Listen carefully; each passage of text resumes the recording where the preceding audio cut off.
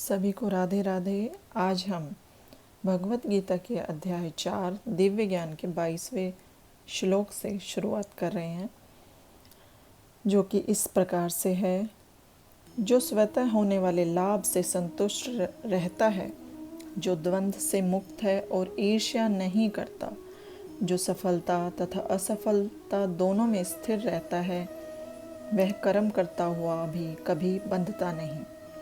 जो पुरुष प्रकृति के गुणों के प्रति अनासक्त है और जो दिव्य ज्ञान में पूर्णतया स्थित है, उसके सारे कर्म ब्रह्म में लीन हो जाते हैं।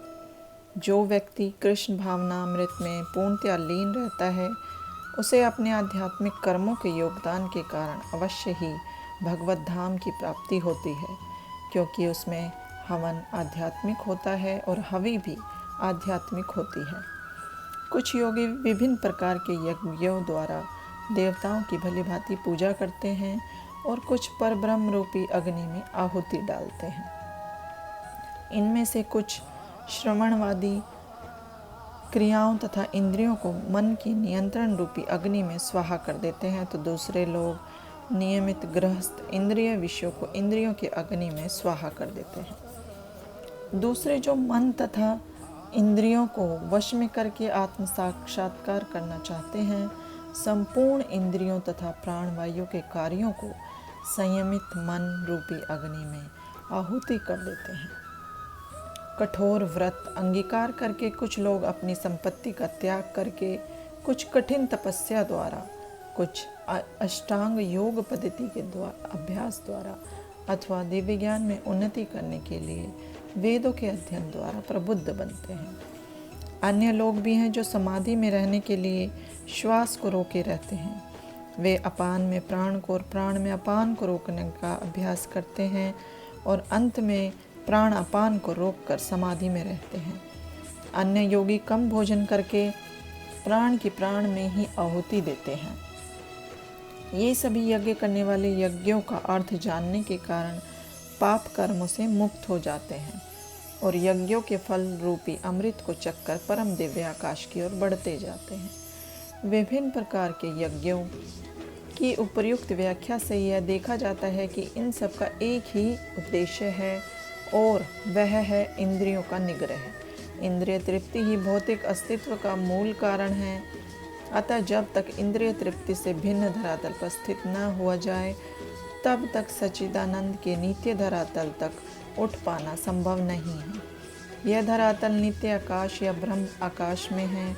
उपर्युक्त सारे यज्ञों से संसार के पाप कर्मों से विमल हुआ जा सकता है। जीवन में इस प्रगति से मनुष्य न केवल सुखी और ऐश्वर्यवान बनता है, अपितु अंत में वह निराकार ब्रह्म के साथ तादात्म्य के द्वारा या श्री भगवान कृष्ण की संगति प्राप्त करके भगवान की शाश्वत धाम को प्राप्त करता है। हे कुरुश्रेष्ठ, जब यज्ञ के बिना मनुष्य इस लोक में या इस जीवन में ही सुखपूर्वक नहीं रह सकता, तो फिर अगले जन्म में कैसे रह सकेगा? मनुष्य इस लोक में चाहे जिस रूप में रहे, वह अपने स्वरूप से अनभिज्ञ रहता है। दूसरे शब्दों में भौतिक जगत में हमारा अस्तित्व हमारे पाप पूर्ण जीवन के बहुगुणित फलों के कारण है। अज्ञान ही पाप पूर्ण जीवन का कारण है और पाप पूर्ण जीवन ही इस भौतिक जगत में अस्तित्व का कारण है। मनुष्य जीवन ही वह द्वार है जिससे होकर इस बंधन से बाहर निकला जा सकता है। अतः वेद हमें धर्म, अर्थ, काम तथा मोक्ष का मार्ग दिखलाकर बाहर निकलने का अवसर प्रदान करते हैं। धर्म या ऊपर संस्तुत अनेक प्रकार के यज्ञ हमारी आर्थिक समस्याओं को स्वतः हल कर देते हैं। जनसंख्या में वृद्धि होने पर भी यज्ञ संपन्न करने से हमें प्रचुर भोजन, प्रचुर दूध इत्यादि मिलता रहता है। जब शरीर की आवश्यकता पूर्ण होती रहती है, तो इंद्रियों को तुष्ट करने की बारी आती है। अतः वेदों में नियमित इंद्रिय तृप्ति के लिए पवित्र विवाह का विधान है।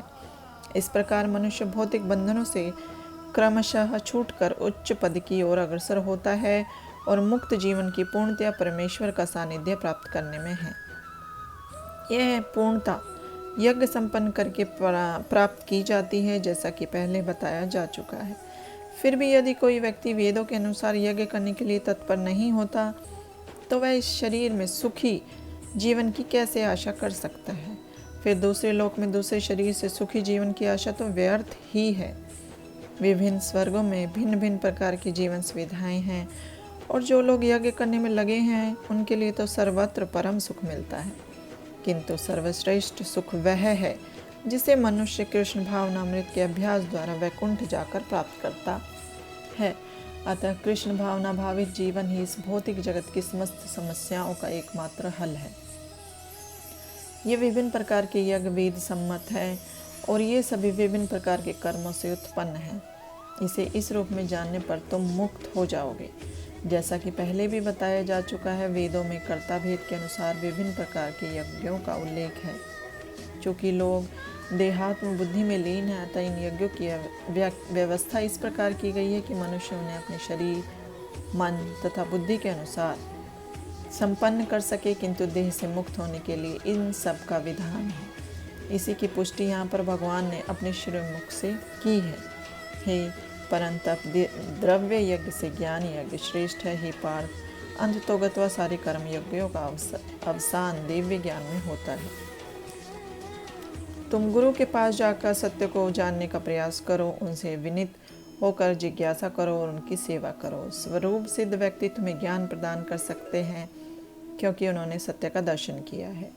स्वरूप सिद्ध व्यक्ति से वास्तविक ज्ञान प्राप्त कर चुकने पर तुम पुनः कभी ऐसे मोह को प्राप्त नहीं होगे, क्योंकि इस ज्ञान के द्वारा तुम देख सकोगे कि सभी जीव परमात्मा के अंश स्वरूप है, अर्थात वे सब मेरे हैं। यदि तुम्हें समस्त पापियों में भी सर्वाधिक पापी समझा जाए तो भी तुम दिव्य ज्ञान रूपी नाव में स्थित होकर सुख सागर को पार करने में समर्थ होंगे। जैसे प्रज्वलित अग्नि ईंधन को भस्म कर देती है, उसी तरह हे अर्जुन, ज्ञान रूपी अग्नि भौतिक कर्मों के समस्त फलों को जला डालती है। इस संसार में दिव्य ज्ञान के समान कुछ भी उदात्त तथा शुद्ध नहीं। ऐसा ज्ञान समस्त अंगों का परिपक्व फल है। जो व्यक्ति भक्ति में सिद्ध हो जाता है वह यथा समय अपने अंतर में इस ज्ञान का आस्वादन करता है। जो श्रद्धालु दिव्य ज्ञान में समर्पित है और जिसने इंद्रियों को वश में कर लिया है, वह इस ज्ञान को प्राप्त करने का अधिकारी है और उसे प्राप्त करते ही वह तुरंत आध्यात्मिक शांति को प्राप्त होता है। किंतु जो अज्ञानी तथा श्रद्धा विहीन व्यक्ति शास्त्रों में संदेह करते हैं, वे भगवत भावनामृत नहीं प्राप्त करते, अपितु नीचे गिर जाते हैं। संशयात्मा के लिए न तो इस लोक में न ही परलोक में कोई सुख है। जो व्यक्ति अपने कर्म फलों का परित्याग करते हुए भक्ति करता है और जिसके संशय दिव्य ज्ञान द्वारा विनष्ट हो चुके हैं, वही वास्तव में आत्मपरायण है। हे धनंजय, वह कर्मों के बंधन से नहीं बंधता। अतएव तुम्हारे हृदय में अज्ञान के कारण जो संशय उठे हैं, उन्हें ज्ञान रूपी शस्त्र से काट डालो। हे भारत, तुम योग से समन्वित होकर खड़े हो और युद्ध करो। राधे राधे। यहाँ पर हमारा चौथे अध्याय की समाप्ति होते हैं। जय श्री राधे।